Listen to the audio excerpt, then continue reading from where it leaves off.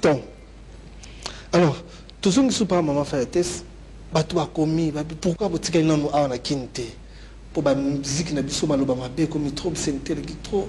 Pourquoi vous tirez à la quinte? Nakoya kase bandeli angoti. Na yaki liboso na ndoko passé na zoko ya na soki na yebo na salita musopula misato mine na yakate. Membalo yo politique o ya maison et sengi que sikoyo assez régulièrement na bando l'exasu batande na ndo sa. Est-ce que vous avez tenté de pourquoi ça va besoin bango babi am des autres ça bien? Ah oyebi moto ayebi tinani azosalela musique wana. Déjà pour nanga na moni que na utiliser ka support wana pour na ko éduquer masse.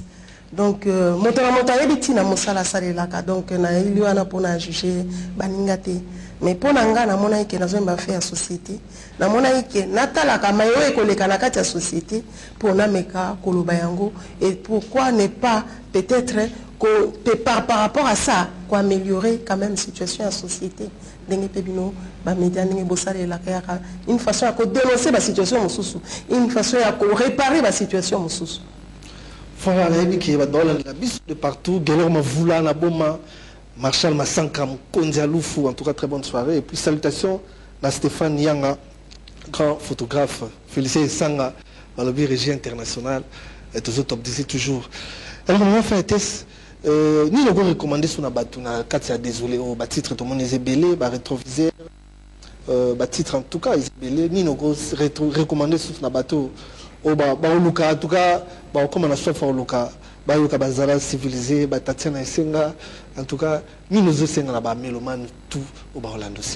Nous aussi on a méloman tout, produit en gros, moni ba plein to youtio lo bawana, au banzembe salibo, au moins, yo ba monique.